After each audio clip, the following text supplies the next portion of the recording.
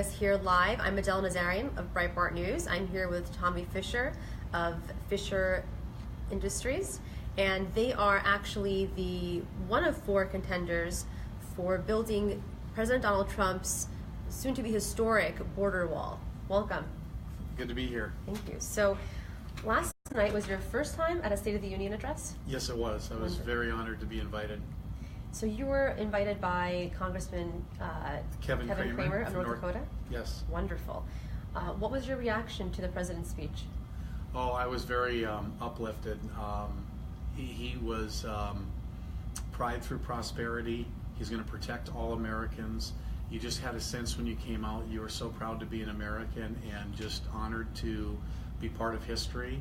And hopefully with our ability, which we could do for the United States with our proposal and what we could build to protect the southern border, maybe we can be part of that. So you were one of four companies that have been named as the contenders to get this contract potentially to build the wall.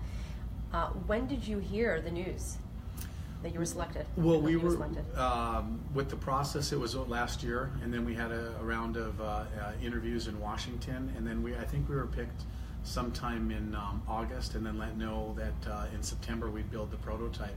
So all our vertical integration of our companies got together to come up with a patent on how to build a solid concrete wall and actually perform and show the government out there that we could pour 32-foot high solid concrete walls every day after the concrete cured in 14 hours that were impeccable and that would last 150 years.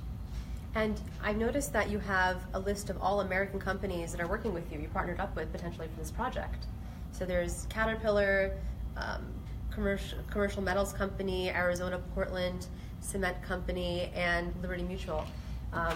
Now, all American, American made, that's been a slogan since the beginning, correct? Oh yeah, and President Trump said it best yesterday. Nobody can beat the American worker. Nobody has the American heart. And the number one thing that I took out of it, I'm a big infrastructure guy, is nobody has American grit. And that's what I could say about Fisher Industries as well as our partners. And when we put that team together, this is so much bigger than just 30 feet of prototype. This is about building 1,950 continuous miles, no exceptions, through mountains, riverbeds, anything, to give these border agents complete access to the border with high-speed roads. And we've got a team, which I call, because we're close to it, our Super Bowl team, and I really believe we'll change history. So, what is Border Patrol telling you throughout this entire process? I know you showed me the prototype earlier, and you have a section where it allows Border Patrol to actually see peripherally from the top of the wall, as opposed to the current situation where they can see 6 inches left or right only through the wall. Yeah. So, well, we've only talked to them when we built the prototypes. We showed them our capabilities that we could build. Right now they're in a holding pattern while they're testing. We haven't talked to them anymore since that. We're a proactive company where we put out and we're giving them a solution how to do it.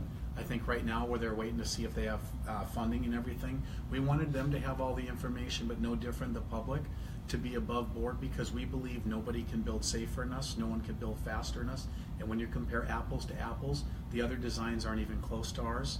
When you look at that, and then we also offer levee protection with border protection, and then really true infrastructure for the agents. So I don't know how many of the agents and different people have actually got to see the whole proposal. That's why we're glad to be doing the interview with you today. So that gets out there too, the more people that can see the options that are there. It's just not a fence that's going to be built. I believe with President Trump saying, I'm going to protect the southern border, when he sees in the way that he builds, you're going to see that this stands out, and we're cost effective, and I know what he likes, on time or under budget and faster than on time. So what is the projected budget for this? How much do you think it'll cost? Well, a couple different things to apples, and some of the first things that were asked when Homeland Security came out with their suspected budget back in early January.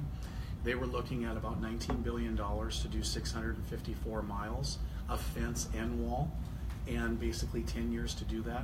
We have a proposal sitting in front of you here for 700 miles, no fence, all concrete wall, complete different, with high-speed access roads with no exceptions through the mountains, completely covering the state of California, Arizona, and New Mexico for $10.77 billion. Our construction time frame was roughly 5 years versus their 10. And then if you wanted to add one more thing that separates grade construction from regular construction, not D plus infrastructure, but A plus, we're able to offer a warranty for 20 years for only an additional $1 billion, or about $12 billion total. But then with the Border Patrol also needing some access road or some border protection in Texas, we also got approval to add 100 miles in the Rio Grande with our levee wall type of system to secure there. And then of course, once we started to build in year 2, we could negotiate with the government and finish the whole entire project. So you mentioned something like along the lines of 600 miles per day? Well, what we do is with our system, by building the patenized forms with the excavators and our partner Caterpillar building us machines, we could build enough machines each month to do 400 feet a day of wall. Feet rather, sorry. So after a year of basically build and ramping up, we could be really close to about a mile a day. If the government wanted to go faster and build the contract bigger, in year 2 we would start ramping up to 2 miles a day. Great. And by year 3, I know my project manager sitting here today too, Norman, we could ramp up to possibly 3 miles a day. It's in the hands of the government, but we wanted to show them the technique of what we have here and let that get out, because if both sides of the aisle want border protection, that's what we'll provide, not just for our generation, but for our kids, our grandkids, and their kids down the way. That's actually something I want to discuss with you next. You have met with both sides of the aisle, I'm certain. Have you seen this as being more of a partisan issue?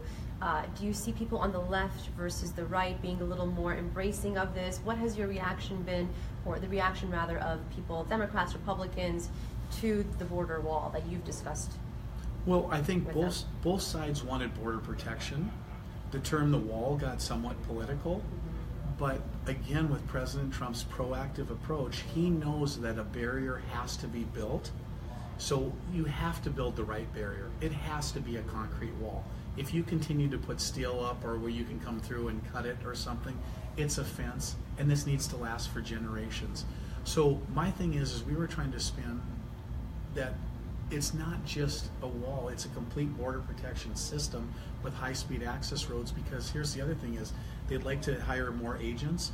But what happens if we gave them high-speed roads that the agents they already have could travel 5-6 times as fast? And just like you just said, is when you're elevated, you can look over in your peripheral vision and see, and you can do 2 or 3 things at once safely. And then the last piece is, if you don't build through the mountains here on the southern border, I just want people to realize, might only be 3,600 feet in elevation. Well, if you have everything else protected and people start to migrate in the mountains, then our poor border agents have to go track them by foot, and it's dangerous for the illegal immigrant as well as dangerous for our border patrol. But when we build high-speed infrastructure, it gives us the upper hand, and hopefully it deters somebody coming in that might get in trouble in the desert, and a lot of people die in the desert trying to get in. Yeah, it's also about human safety, right? Because correct, these both people who are sides. exactly trying to come over are human beings also losing their lives, unfortunately. Yeah, it's very unfortunate. So if you could show me here, just for the audience, by the way, anyone who's tuning in right now, Adele Nazarian of Breitbart News. I'm here with Tommy Fisher, the CEO of Fisher Industries, and he is one of the 4 contenders to build the wall. And you mentioned here, I guess, where would the wall begin? Well, Construction wall begins. in our A little proposal map here. is we would be working in multiple spots at the same time. So if the government said, you know what, we like your proposal, it's 60% of our costs in half the time, get going. We're going to clear you the right of way and go to build. We would start in multiple places. I know they need help in the San Diego area.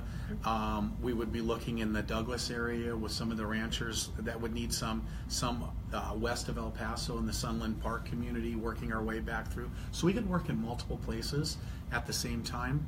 And then wherever they needed in the right-of-way figured out in Texas, we'd have another crew building levee wall. So there's a lot of different options we can do, because we are going to be running multiple crews. Each crew that would be set up could ramp up as much as 600 feet a day. So then to get to a mile a day or 6,000 feet a day, you might have 10 crews working in 10 different places. Can we show the audience a little bit of what the wall would look like? Oh yes. The prototype? Love to. Sorry there. So as we're building with some of the patent process, you can see the excavators that hold the large steel forms and how clean the concrete is. And each day when we strip the forms, the concrete's done. There's no painting, there's no patching. That's what gives us the 150-year lifespan. But then the difference is there's a difference from building 30 feet of wall versus 1,900 miles. You got to look at the safety of the worker that works for you, all the different things. So when we finish our wall, and you can see our proud, we build the forms, we control the patents, but Caterpillar builds the machines. But as we ramp up into really high production, you can see in the mountains where you're building 100-foot wall sections, but multiple ones a day as you strip and move forward. But ultimately, what that allows us to do is where you can start to see some of the finished product as you're building. We go through the mountains, so the agents can go there. So what happens sometimes too in the borders, let's say you had a breach 20 miles away, but there was a mountain in between, and you had to drive 3 hours to get back up. Not anymore with our system. That cuts it down to how long? They could go as fast as they want. If you're driving 60 to 70, 80 miles an hour, they might be able to cover that same 20 miles in 15 minutes. But there'll be another agent behind them. Now, I've noticed you mentioned 30 feet tall, right? Yes. But in some areas, it'll be 50 feet high. Is that correct? Well, there's different. The wall will be no higher than 30 feet above the ground. But then there's different defense zones that we can do. So this would be one side of the wall, which would be at grade elevation on both sides. So you can see the existing fence now. And if someone needed to come over, they would have to beat this high-speed road or this agent. So there wouldn't be a chance for them to hit the wall, dig under the wall, or whatever, because an agent can come by every 2 minutes. If they did get there, they would have to still encounter a 30-foot wall. But most importantly, when you can't see through the wall, they don't know where the agents are on the backside. Mm-hmm. So you always have that advantage. But with our wall being strong enough, our wall can be backfilled, and here's where you really get a huge advantage. Now the backside of the road's elevated, so these agents have 360-degree views. You hear a lot sometimes with the border agents that haven't seen this. Well, we want to see through the wall and be safe. Here, you don't need to see through the wall because you see over and down, and you can see for miles and miles. Not looking through, like you said so eloquently, a 6-inch opening, and if you're moving trying to look through a 6-inch opening, it's closed. So safety issues for them as well. Yeah, and then our levee protection is the last. So in the Rio Grande, this gives us the ability to build in the floodplain. For agriculture and for farmers, I'm sure it's very helpful. Right? It's very, very helpful because then they get their use of all their land, and then ultimately it's elevated. But in the end, if there was ever a flood, it protects all owners of the land, Democrat or Republican. Floods don't discriminate.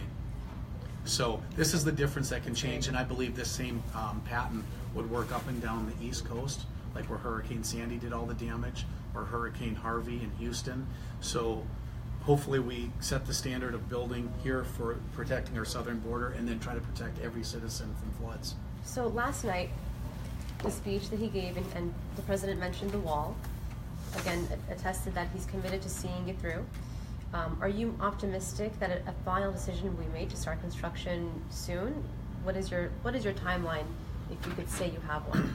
I really believe with all the people that we've met on both sides of the aisle, I think they want to reach a compromise, and that's really for the politicians to figure out how fast it will go. But I think both sides want border protection. Both sides would like to see, the dreamers, get citizenship through something. And President Trump also eloquently said there's 320 other dreamers each day in America, and we're all proud to be from America.